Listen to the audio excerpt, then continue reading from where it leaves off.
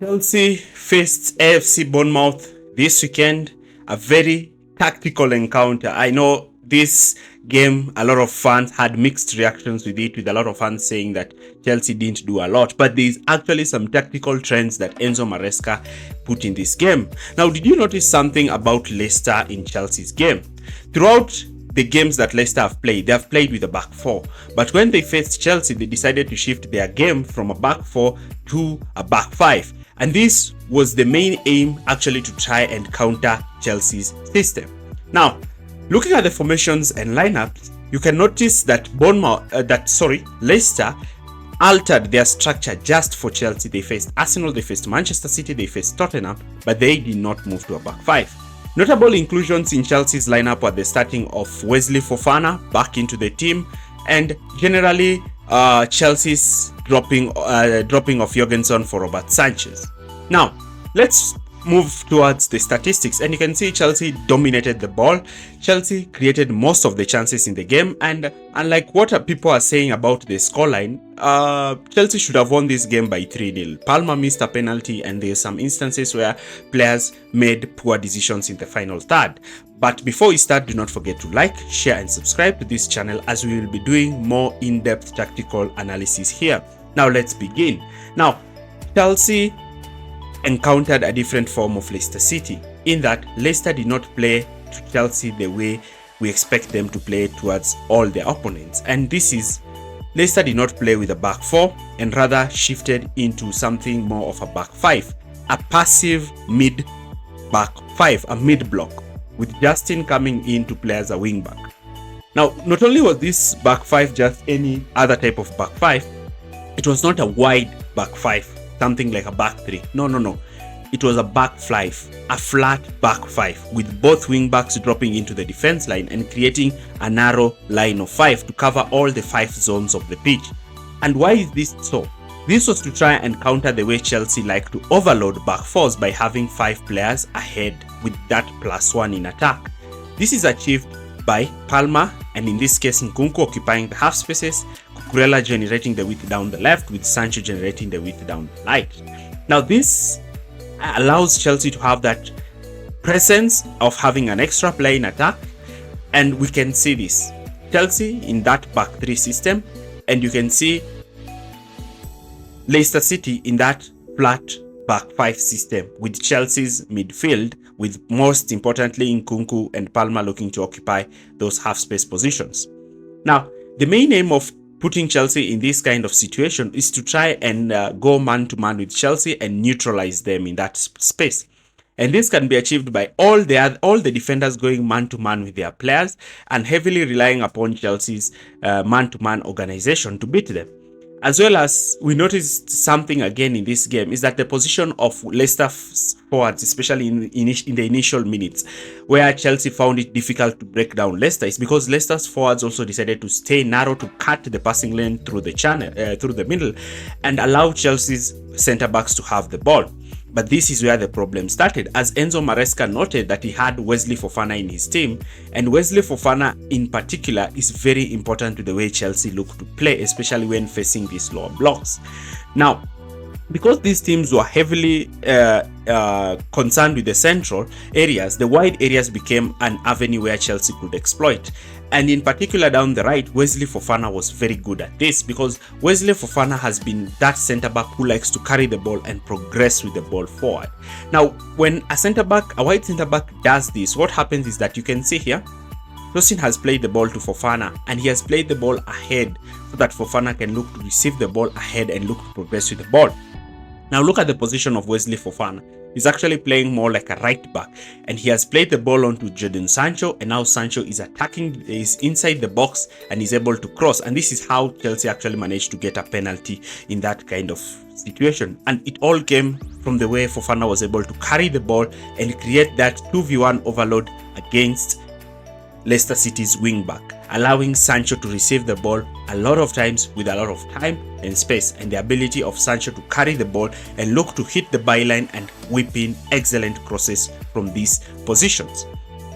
And because of this problem that Chelsea kept on creating for Leicester City, Chelsea were able to find themselves in dangerous zones, especially inside Leicester City's 18-yard box, especially with Sancho and sometimes Pedro Neto also shifting positions to try and whip in crosses into the box. Now let's move to another crucial player in this Chelsea system, and this player was Marc Cucurella. Now Marc Cucurella's role in this game cannot be underestimated, because Marc Cucurella played a very huge role in this game. And what role did he do? Marc Cucurella understood where he was supposed to be in attack and in defense. Marc Cucurella's excellent reading of the game, he anticipated that when Nkunku would make that run inside the box, the wide wingback will follow him, and Kukurella would position himself, especially in the far post, where he always had space to look to attack and cross the ball or even head it. Unlucky for him, he was not able to score, but looking at the positioning, this was creating a lot of problems for Leicester City. Now Leicester City under Van Nistelrooy had to adapt to this structure, because Chelsea kept on time and time again attacking down the right side, with even Neto leaving his false nine position and looking to come into the wide areas and Sancho cutting in.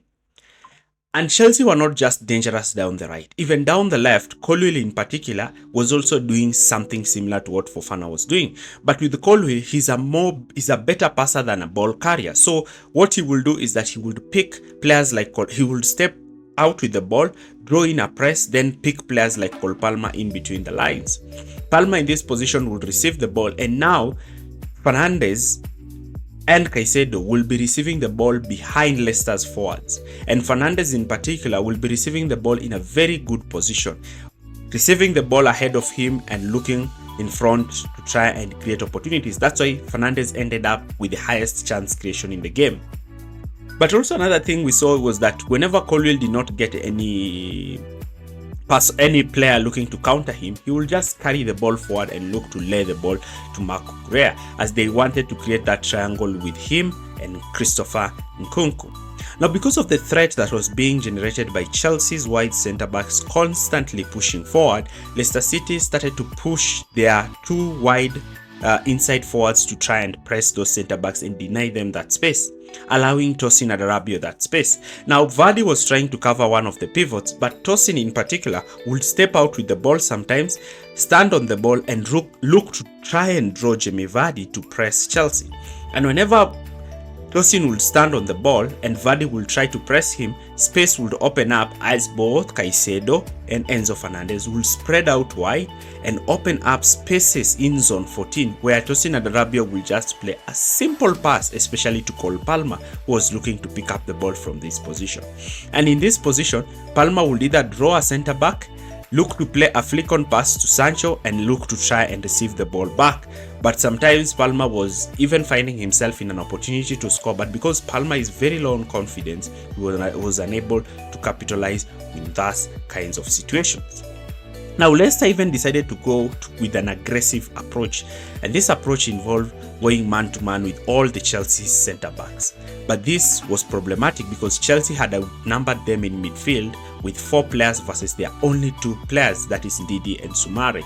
And even if Ndidi and Soumare decided to press both Chelsea pivots and the front 3 go man-to-man with the centre-backs, then what we would see is that Fernandes would push into that half-space position and Palmer will come into the middle, and now Chelsea will be in a position where they have opened up the wide diagonal passing channels with those pivots who are high up looking to spread out wide and receive the ball directly from the wide centre backs. And now Leicester City's press that looked to be one-to-man would always find a situation where Chelsea's players were always receiving the ball with time and space to turn and look to create and cause damage to them. And this is something that Leicester City really struggled with, because whenever Chelsea moved into this 3-1-6 structure, they created a lot of problems, and Nkunku's runs always created space, especially in the left half space channel, and that is how Marc Cucurella managed to score, because Enzo was able to play the ball to Kukurella, who was able to finish it off. And this came because of Chelsea's structure. The 3-1-6, especially the 3 attacking players, would play in wide diagonal positions to receive the ball directly from the centre backs, as well as Moises Caicedo when he received the ball in midfield. But what about Chelsea and Leicester City when Leicester City were in possession? Chelsea have adapted the way they press, and one way Maresca has looked to adapt this is to use Nkunku in a more wide position because he's not one of the best pressers, and using Neto. And credit needs to go to Neto. Neto's intensity in the press is just something beautiful that the fans want to see. And coupled this with both Palma and Fernandes pushing to pick up the two pivots, this meant that Neto's main aim was to try and force the ball to be played on one side of the pitch, and Caicedo playing deeper to try and act as a sweeper. Now, whenever the ball was played towards one side of the pitch, Neto would be so aggressive to try and force the goalkeeper to choose a position to play the ball. And because Chelsea also employed an aggressive highline, factoring in the return of Wesley Fofana, who was able to use his recovery pace, Chelsea were in a position where they would apply maximum pressure and cover all passing channels. Neto in particular would press two players at once, using his cover shadow to press the goalkeeper and forcing the ball to be played onto Fires. Whenever Fires would receive the ball, then Christopher Nkunku would step out and look to press, and once the ball is played, his press was on point. Now, this kind of pressing was so important in that it always allowed Chelsea to regain the ball as quick as they lost it, because now the pressing being on point would make Leicester City to go long majority of the times. And you can see from this clip, Leicester City have decided to go long, and you can see even Kukurella was so aggressive to pick Patson Daka, who was attempting to drop deep to receive the ball in an orthodox position. The coupling with the pressing from midfield that saw players like Enzo Fernandez, Moises Caicedo and Palma picking up players in the middle, and Caicedo's ability to sweep in behind also made Caicedo make a lot of tackles and interceptions in this game. Caicedo, looking even at his heat map, looked like a player who controlled and marshaled that midfield, but this came as a result of the way Chelsea were organized in their press, with Caicedo being able to move around and scan the area behind the pressing midfielders and just ahead of Chelsea's backline. Chelsea now are in 4th position. They are looking up, with Arsenal also dropping points. Chelsea are in a situation where if they get a win against Arsenal, they can just move 3 points behind Arsenal, and Chelsea can find themselves even in better positions. What do you think? In my opinion, I think that was a very solid performance by Chelsea, a team that heavily needed that win to get back to the top 4. Leave your comments in the comment section area below if you've enjoyed this analysis, and see you in our next video.